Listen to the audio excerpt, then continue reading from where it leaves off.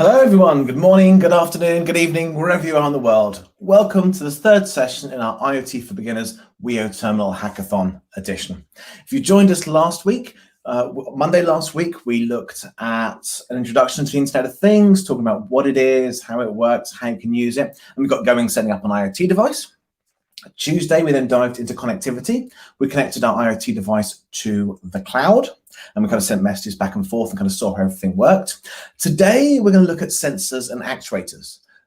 If you were there for the session on last Monday, I mentioned that the T in IoT stands for things, and it's about devices that interact with the physical world via sensors and actuators, so to read data from the physical world and interact back with it. And that's what we're looking at today. And then tomorrow, we've got a really cool session about running AI on these small IoT devices. You do not want to miss that. That one is a lot of fun. So if you weren't here last week, if you don't know who I am, my name is Jim Bennett. I'm an education cloud advocate at Microsoft, which means it's my job to help anybody involved in learning or education be successful with Microsoft products, especially things like students, faculty, educators, teachers. I'm here to help you learn about the Microsoft products, be successful with them, and empower your students to kind of learn the skills they need to be successful in their careers. I particularly focus on the Internet of Things. So any questions about IoT, please feel free to reach out to me and I'll help you where I can. I'm all over the internet, Jim Bob Bennett. So Twitter, GitHub, Instagram, LinkedIn, Jim Bob Bennett. Feel free to reach out, connect, and hit me up with any questions that you've got.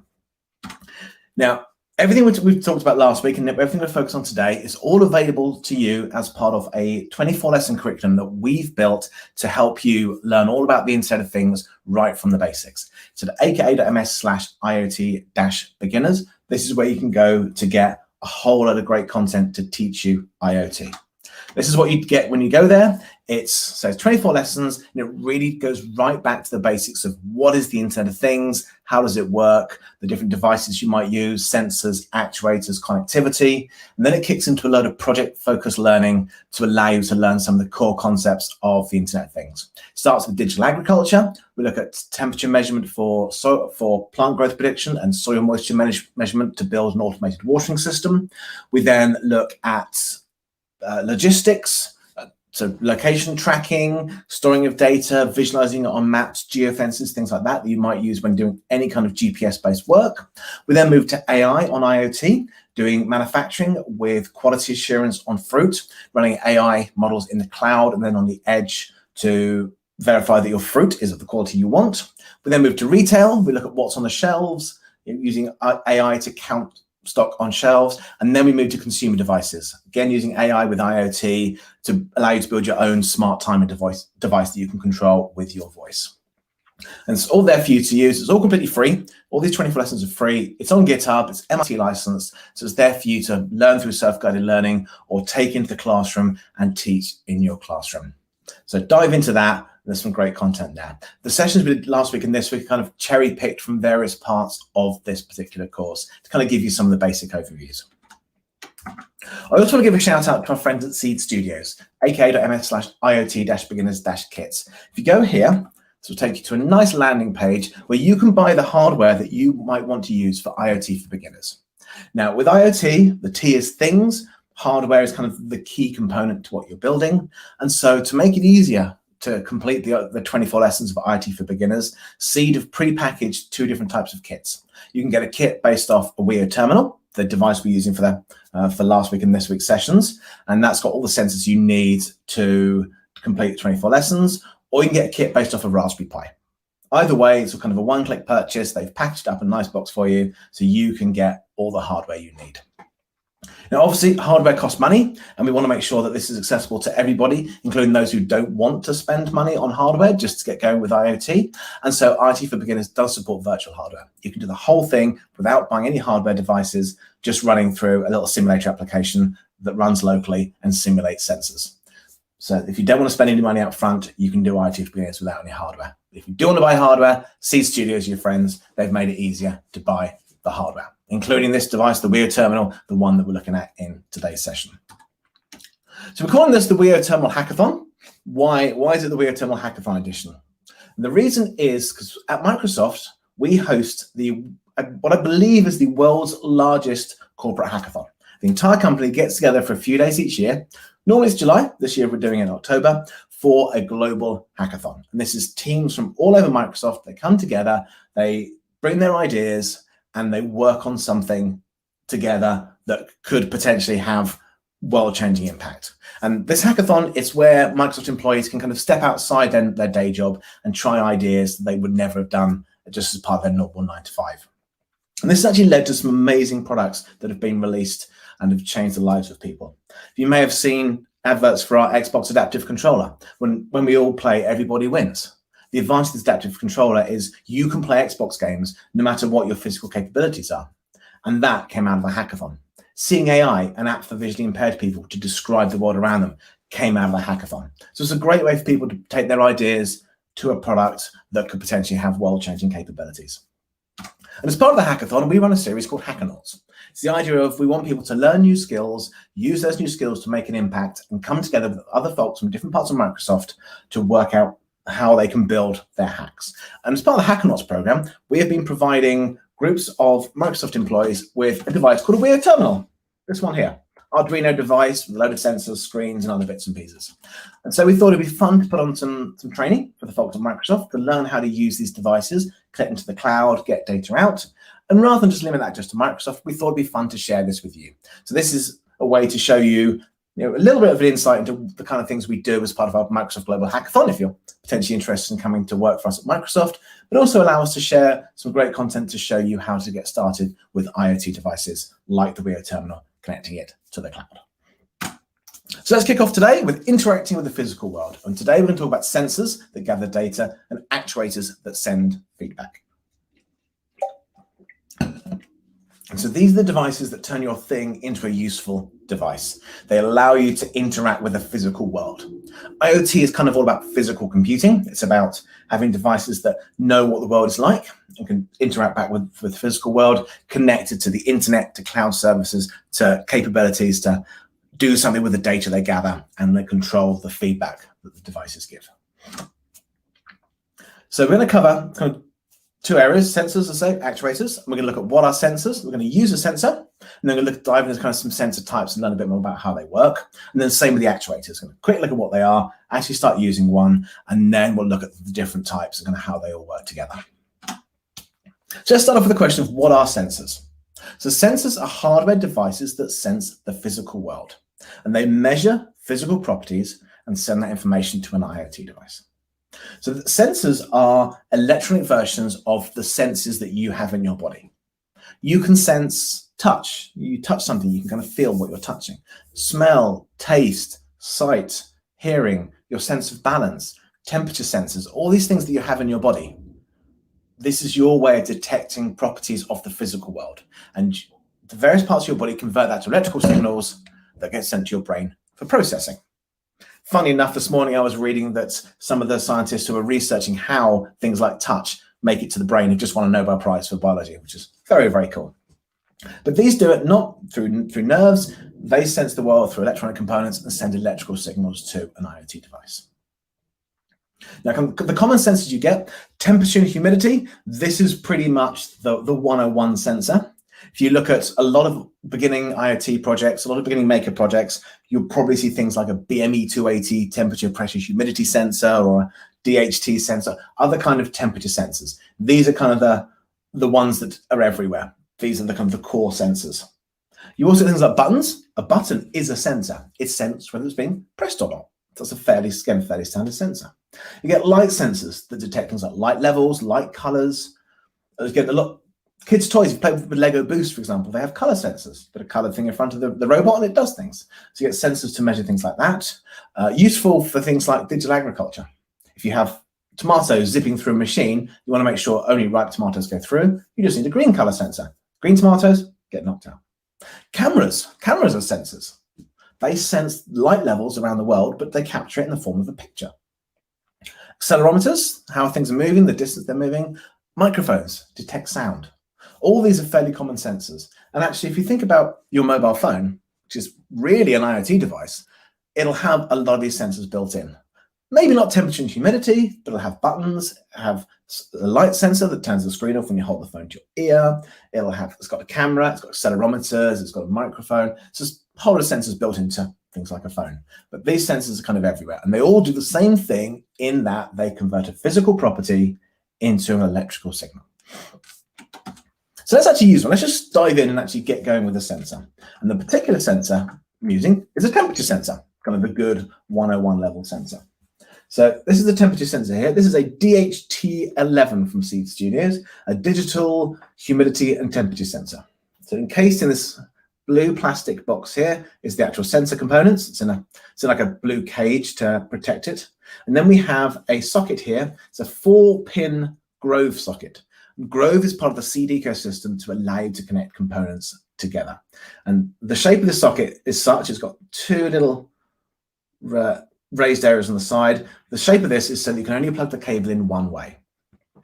And if you actually look at the bottom of a WioTerminal, I've got another one here to look at, on the bottom we have the same socket, 4 pins, the little pushed out sections to only connect the cable one way. And this allows you to connect a cable from the device to the WioTerminal. So here's a Grove cable. It's 4-color cable, yellow, white, red, and black on the wires. And then it's got the connector with 2 little sticky out bits, which I'm sure there's a technical name for the sticky out bits. I don't know what it is, but that way it can only go in one way.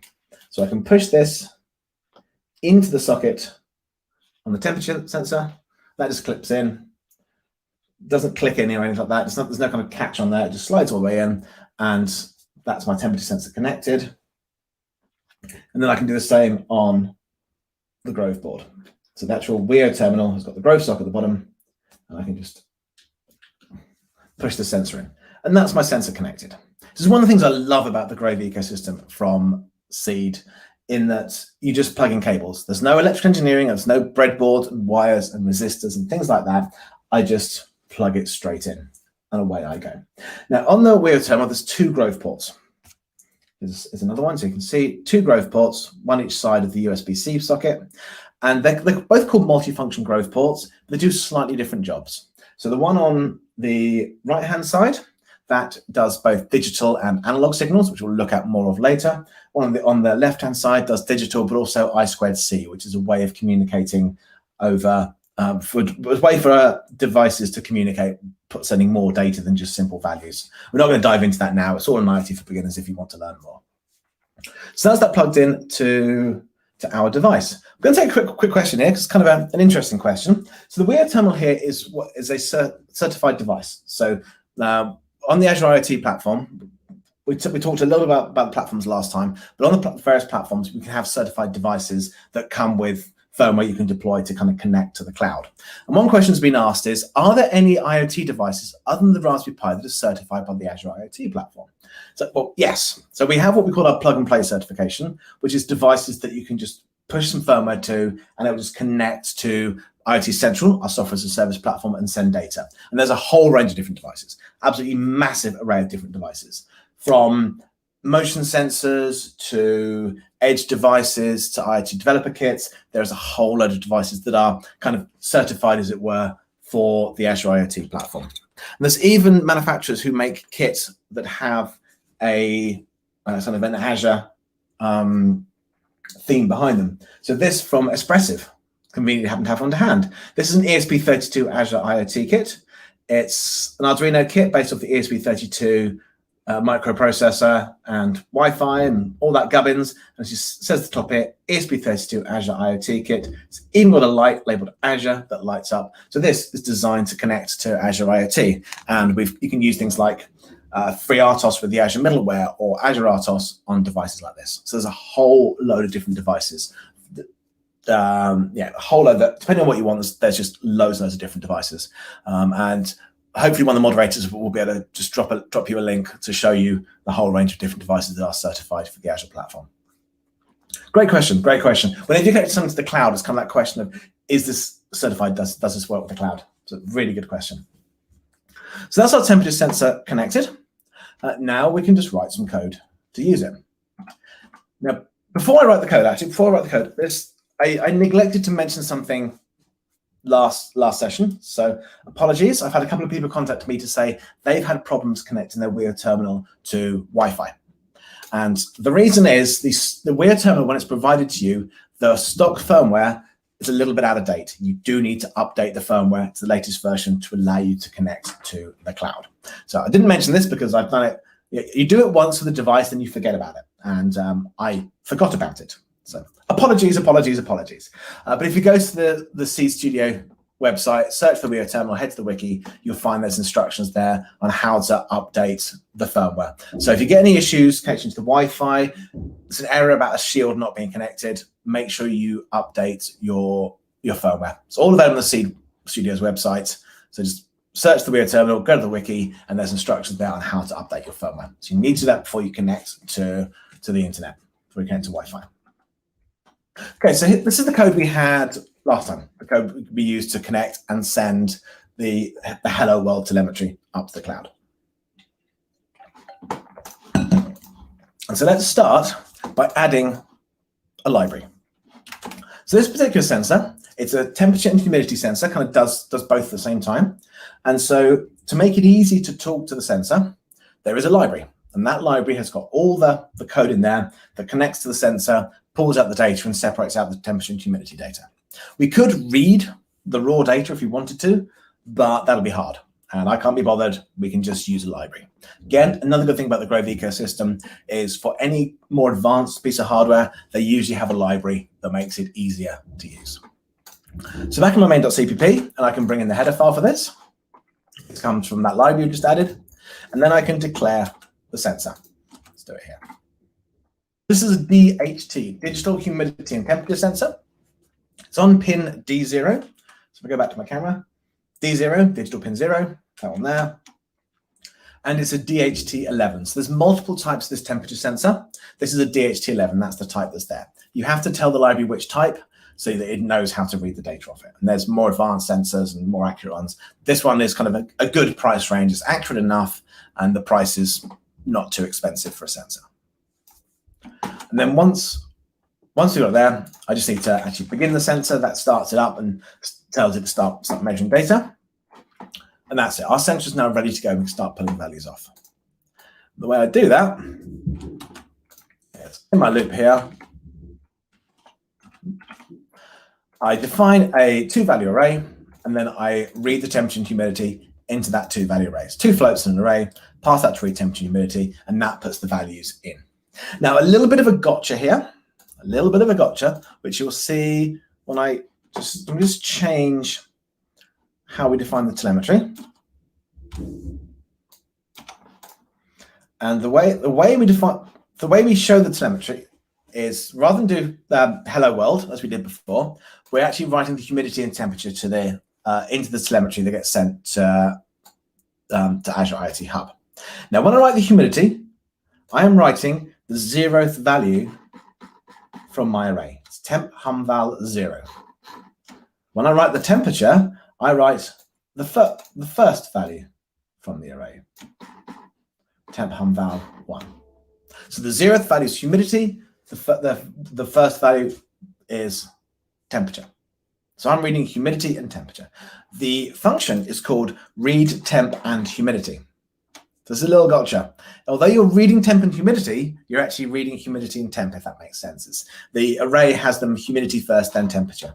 But the implication of the function name is it's temperature, then humidity. So just a little gotcha. The 0th value is the humidity. So we can read that, we put that on our telemetry, and then we can set that. And if I just now build this, I'm just going to turn my WioTerminal on and then do the magic double click. I'll just show the magic double click. You push down twice very quickly on that button. That puts it into upload mode. We need to do that every time before we upload.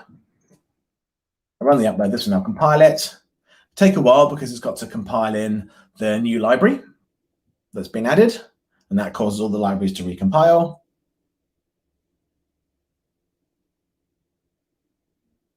Let's give that a second. That'll compile, and then that'll push that down to the device.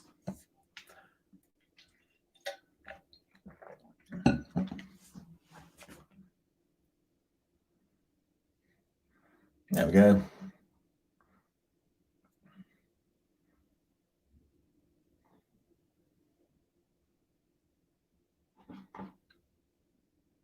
Uploading, verify, done. So we've got a temperature sensor there. We'll now connect.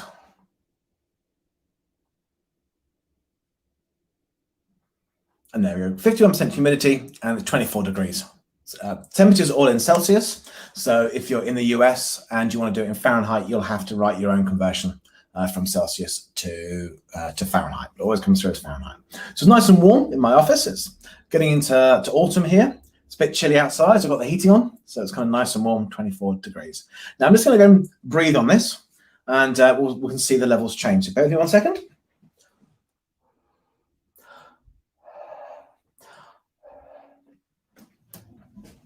So just huffed on there a little bit, warm, moist air, and you see the humidity's gone up to 95% and the temperature's gone up to 26 degrees. So that's measured the change in temperature from the warm air from my lungs and the humidity gone up.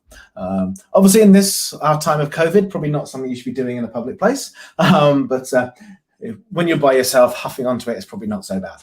So humidity is up there, that will eventually come down, and the temperature went up and it's dropping. If I just waft my hand over it to try and clear out the air, hopefully that humidity should eventually start to drop.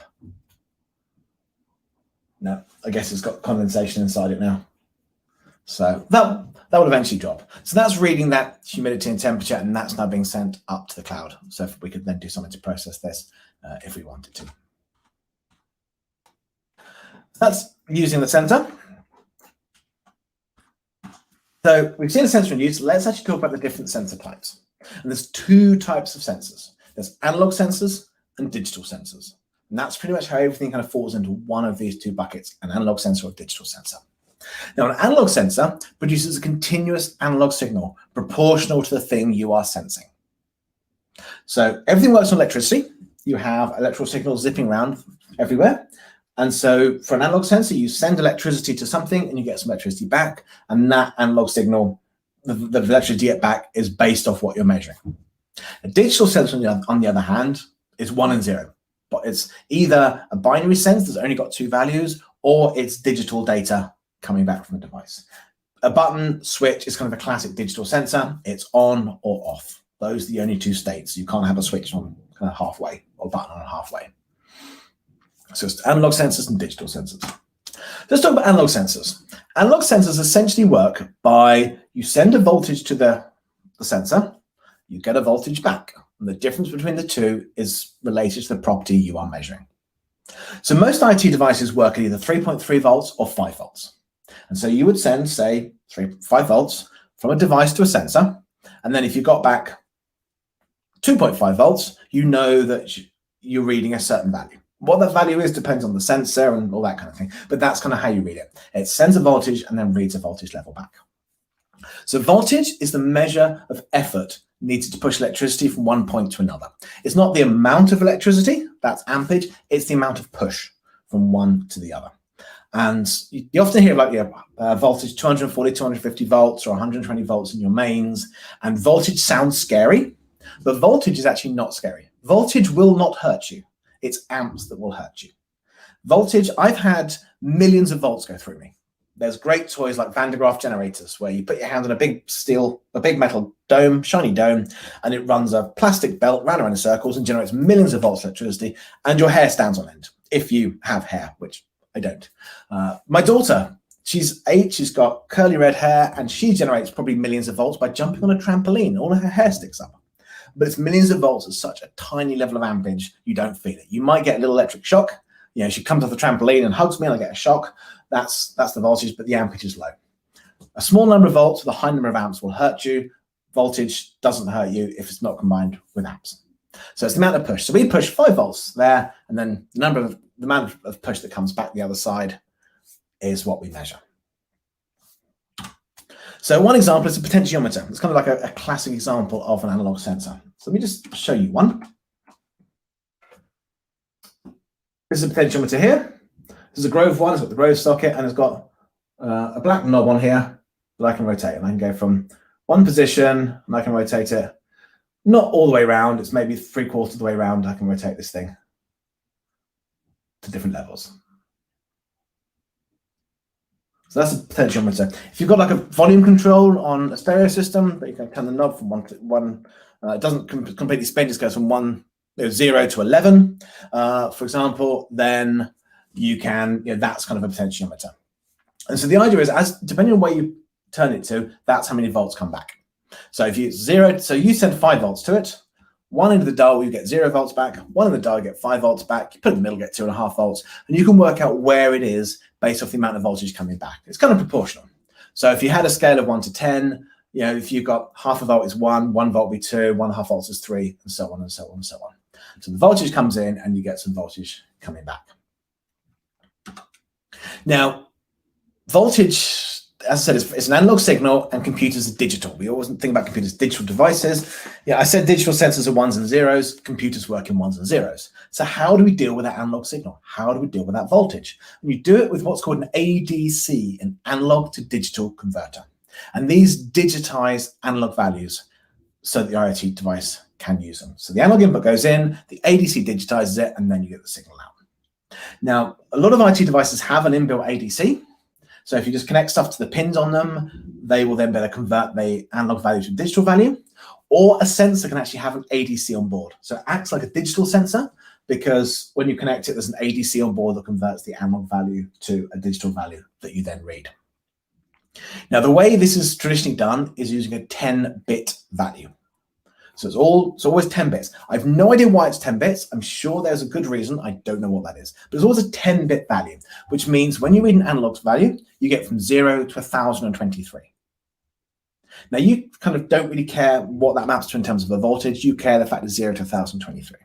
And then what that means in terms of a value depends on the sensor. Sometimes it's just this is the value coming back and you have to find a calibration yourself. It doesn't map to a known unit. Other times it does map to a known unit. It could be there's a light level, there's an equation you can run on the light level to convert that to an actual measure of lumens. Or it could just be it's a capacitance measure, and you calibrate yourself.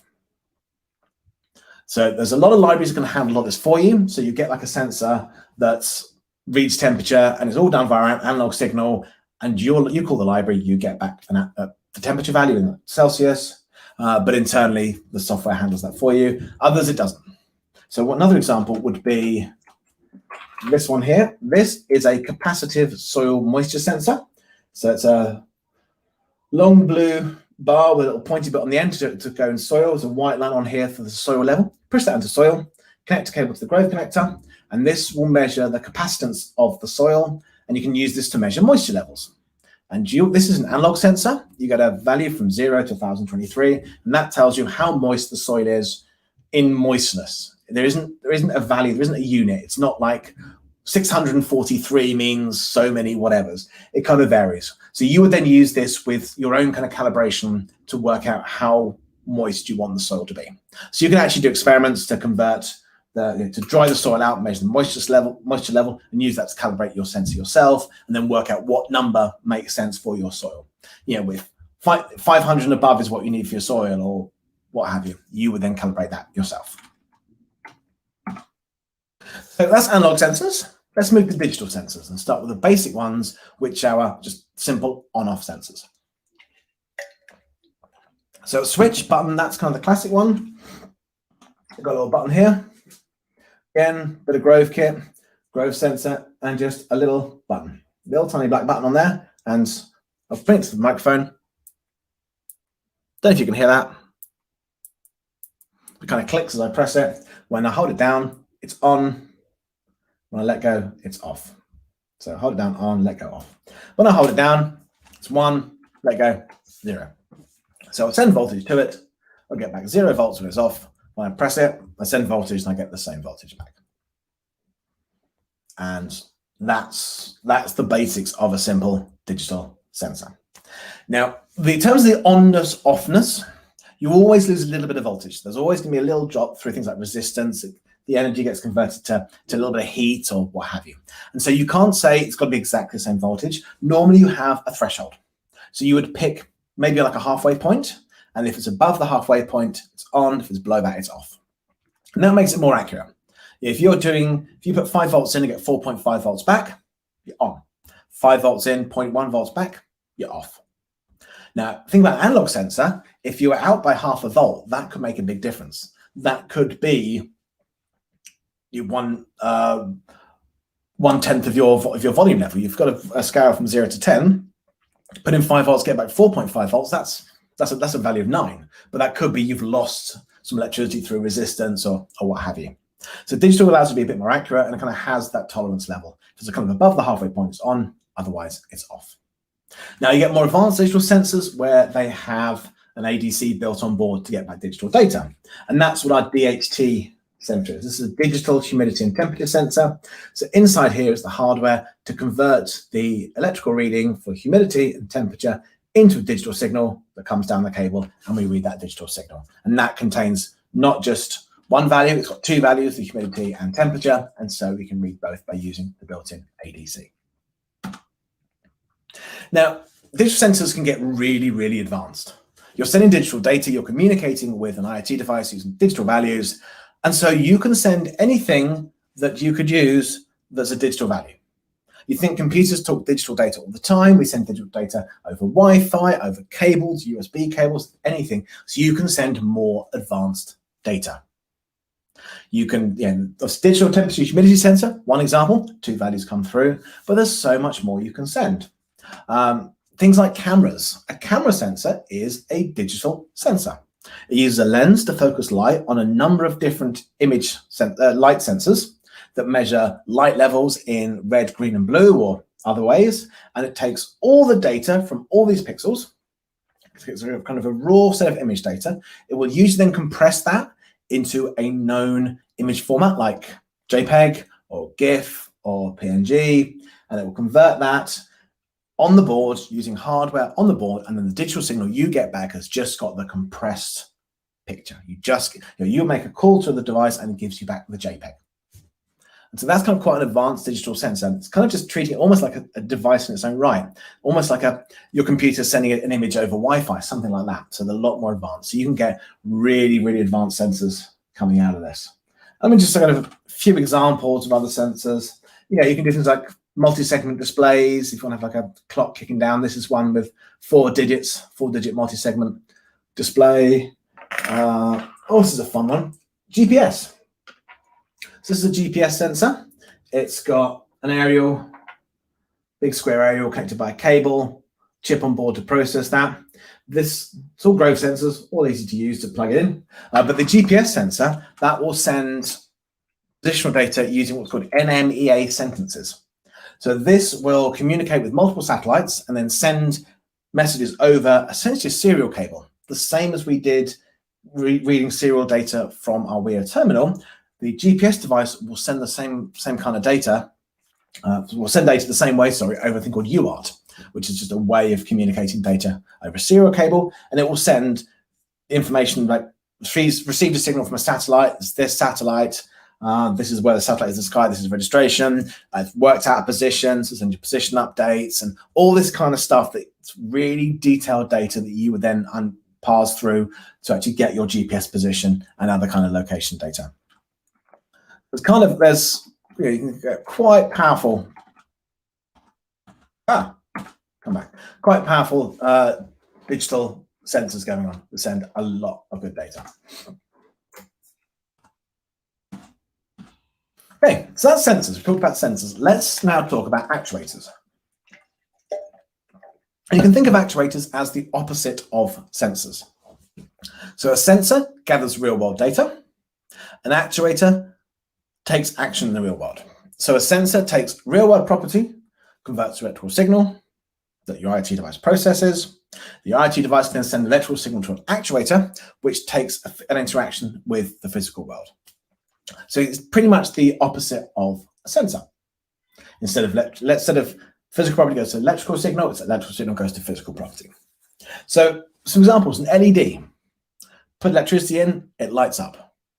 You can get a light sensor that does light to electricity. LED does electricity to light. Speaker. Put in electricity, a magnet wobbles a cone, produces noise.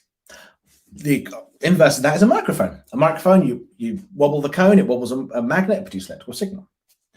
Relay, this electrical switch. Rather than you turn the switch on, the signal is detected. This time, instead, the signal turns the switch on. Screen, opposite of a camera.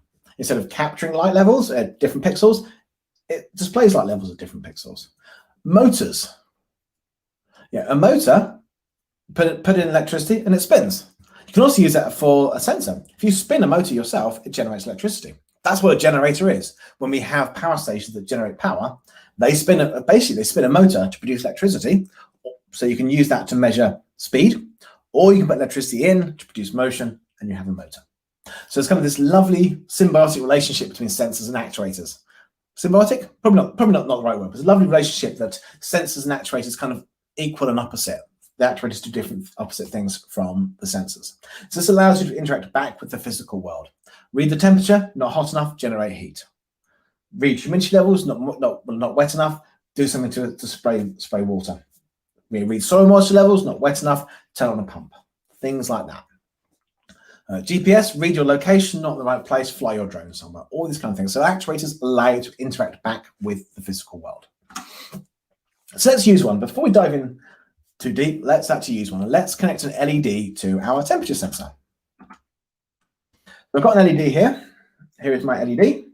This, again, is a Grove sensor, all about the Grove kit here. I have a green LED connected here, and there's an orange dial here. This is a variable resistor that I can turn to adjust the brightness of the LED. So if I can actually use this to limit how much energy gets pushed to the LED, and I can turn the brightness down if it's too bright. Now, one thing about LEDs is an LED is a light emitting diode, and a diode is an electrical device that can only accept electricity one way. So you can get electricity zipping back and forward through things, and rather than just a diode only lets electricity go one way. You hear about things like alternating current, which is electricity going back and forward, and a diode says, nope, only send it one way, it won't go back the other way. And the LED is one of those, a light emitting diode. But what that means really for someone like me who doesn't care too much about how electricity works is you have to plug it in the right way. So this LED actually comes out, it's on two little legs, and when you plug it in, you may not be able to see this little teeny tiny, we've got plus and minus written by it. So on the socket the LED connects to, it's plus and minus. You have to plug the LED in the right way or it won't work. Now, usually LEDs will have a flat surface. They're kind of circular in shape, but they have a little flat surface, kind of like a really overinflated letter D. And they'll have a little flat surface, and that flat surface goes on the negative side. If you actually look at the board, you will see it's kind of got the flat surface drawn there. So the flat surface goes to the negative side. Other times you have pins of different lengths. So you need to check how your LED indicates the negative side, positive side, and put it in the right way around, or it won't work. It's an important thing to know. So again, I plug it in by just pushing in the Grove cables. That one goes in. And that one goes in. And I'm connected. That's my LED connected. In go the Grove cables. Done. Connected. I'm going to take a quick question. Are there any good places to learn how to design circuits to build IoT devices? I'm sure there are. I have zero abilities when it comes to electrical engineering and circuit design. So it's not something I've dived into because I get confused by capacitors and resistors and all that. That's why I love things like the Grove kit, because I don't have to design my circuit board. So I cannot help with that. I don't know of any good places to learn how to do that. We do, some of the moderators on the call are pretty awesome folks who may well be able to help with this. So moderators, if you know any good sites, if you could put the answer in the chat, or even put the answer in the chat for me and I can bring it up and show, that would be fantastic. But I don't know. I don't design circuits. I try and avoid that.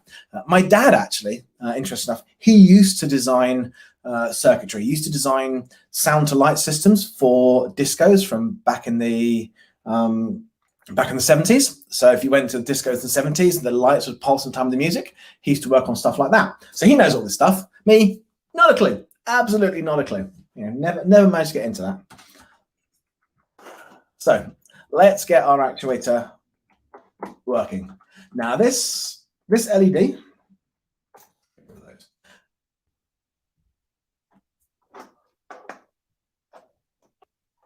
so this LED, we're not using a library for this one. Rather than the temperature sensor we use a library, we're not using a library for this one.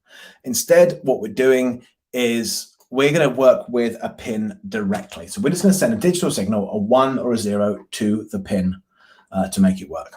So in my setup code,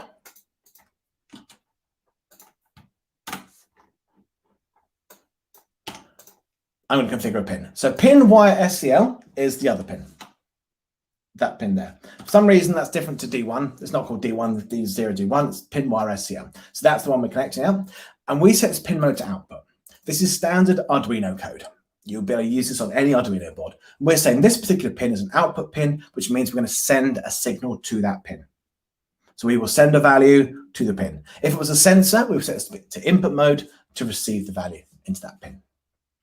And then what we do, a digital write, again, pure Arduino code, that will write a high value to the pin. So that says, send the electricity at whatever voltage it is, 3.3 volts for this device, but if it's a 5-volt device, kind of whatever, turn on the electricity, send electricity to that particular pin. And if we do this, this will then light up our LED. So I'm just going to upload this.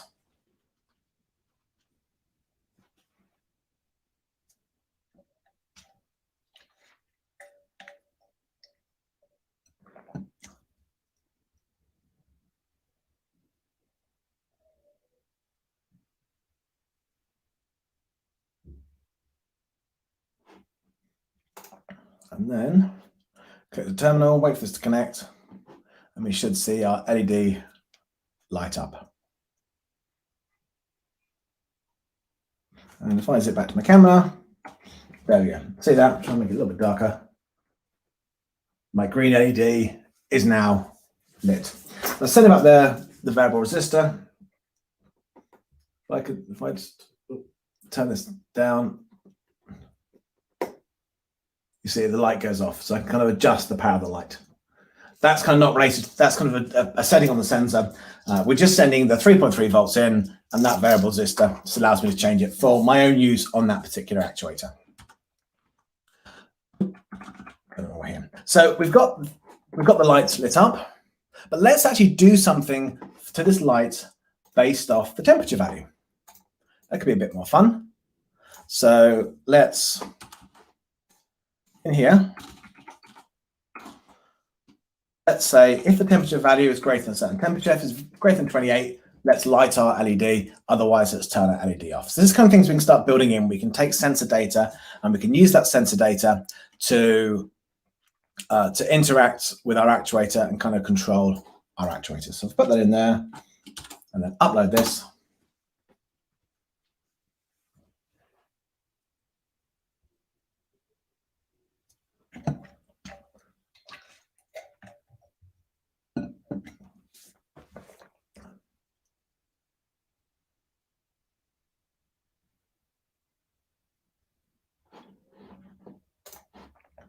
And then let's see. So we'll set it to be 28 for the light to go on. So let's get this going.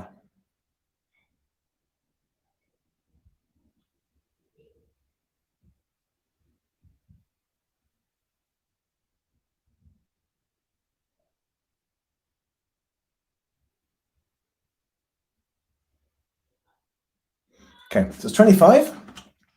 If you look, it means my light's off, but I'm just going to try and warm up the sensor.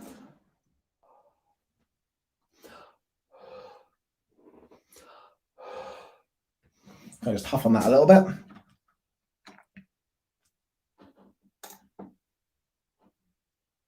See if that one's up. 28. Or is it going to get any higher? Is it going to get higher than 28? So that's it. Let's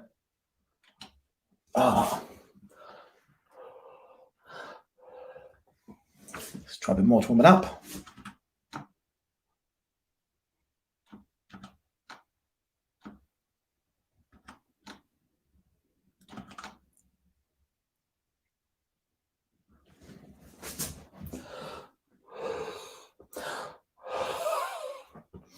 Should have brought a hairdryer with me. That would have been a lot more useful. Oh, there, 29. And there we go. LED's on. So we can connect the actuator up to our sensor and control the actuator from our sensor. So let's actually talk about the different actuator types. With sensors, we have digital actuators and analog actuators. Sorry, digital sensors and analog sensors. We now have the same thing with actuators. We have digital sensors, Digital actuators and analog actuators. Not enough coffee this morning. So you can send either an analog signal to do something, or you can send a digital sensor to do something. And then usually have some kind of control signal that actually controls it, and then some form of energy source to power it. The control signal can be the energy source. So an LED, we send voltage, which controls it and provides energy. Or we can have an actuator where we have a control signal that controls it, and then something different for actually sending the energy to actually power the device. So analog actuators are like analog sensors. We send a voltage, and depending on the level of voltage we send, things happen.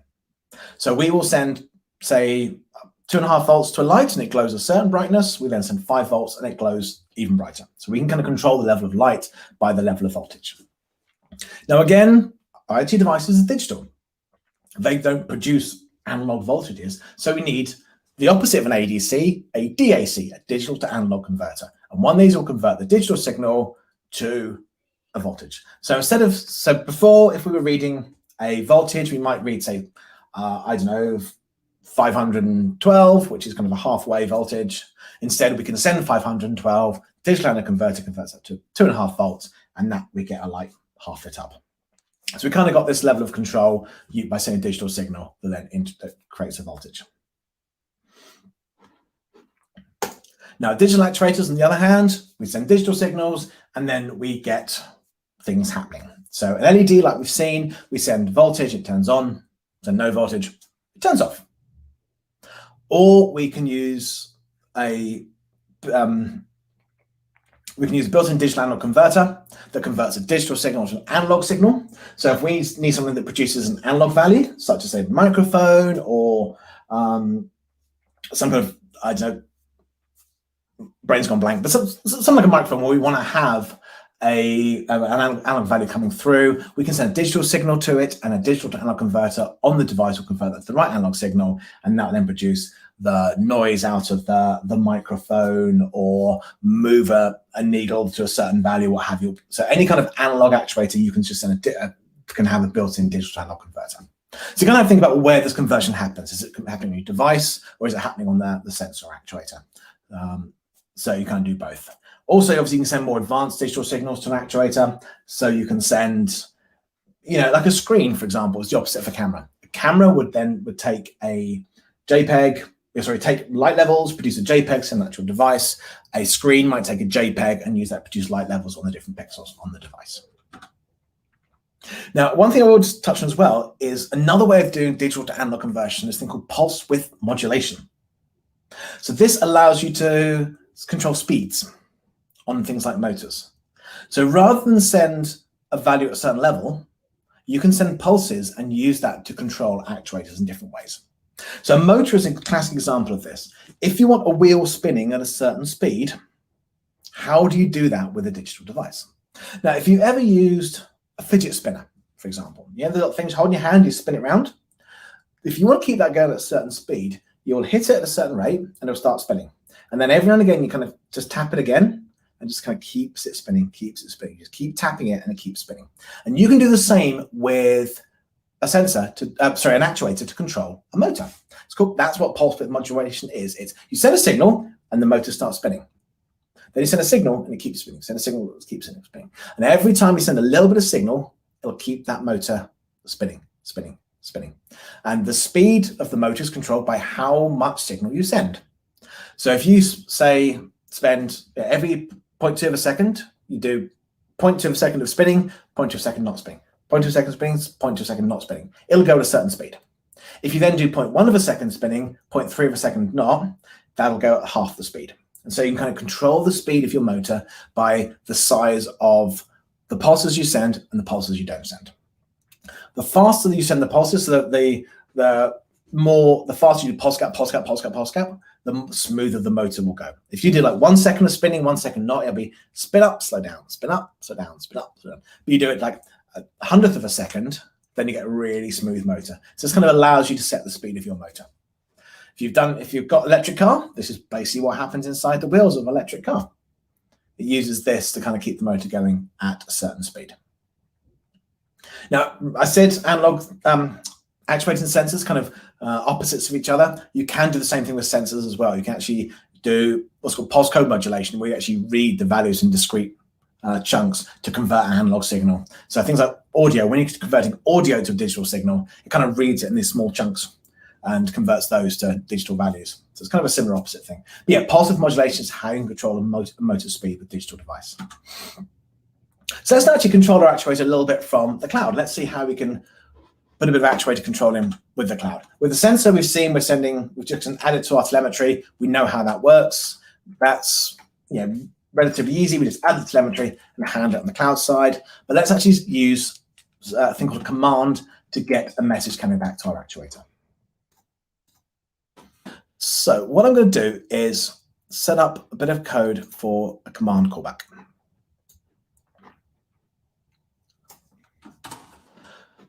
So with IoT devices, you have this idea of telemetry, which is data that you send from your device to the cloud. That's what's read by sensors.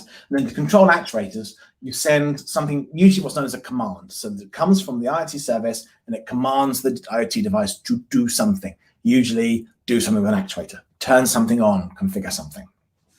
Now in Azure IoT Hub, these are known as direct methods.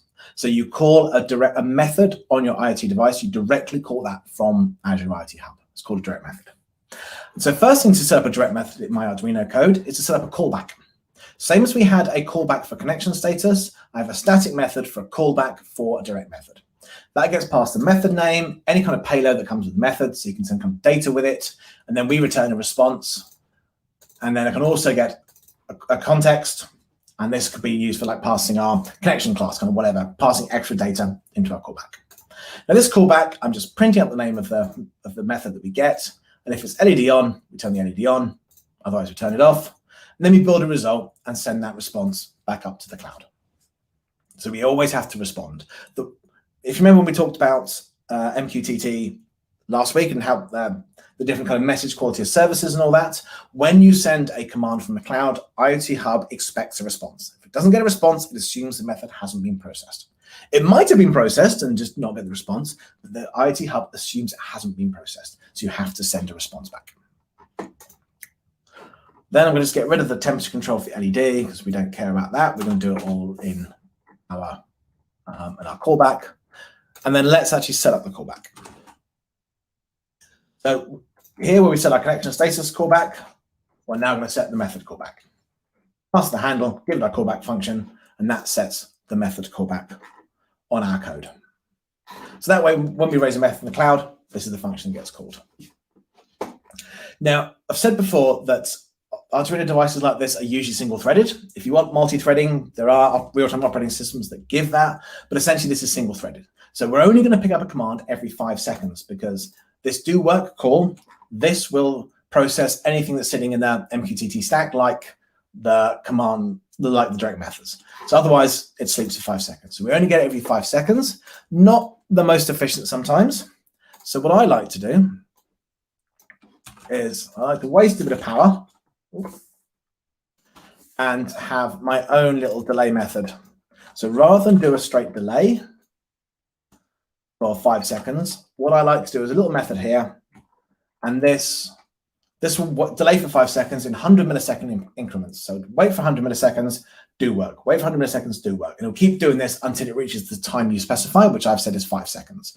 So this will actually call do work 50 times in those 5 seconds. So that way we don't miss a command. That way we don't wait 5 seconds to handle a command. Now, should you do this or not? Entirely depends on your use case. If you want the response to be instant, you should be doing something like this. So you're constantly checking for these messages. If it doesn't matter if it takes 5 seconds to get there, then you don't need to do this. So kind of you want to set the speed at the slowest possible you can handle because that reduces the power consumption. Low power is good, especially if you want to power this from things like a battery. So just quickly connect to Wi-Fi. I should then connect to IoT Hub. Yep, we're now connected.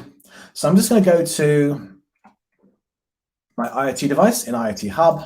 And when I set my IoT device, I get a few options here, including direct method. So from the Azure Portal terminal, I can then send a method. I can go LED on with no payload, send that. That's gone.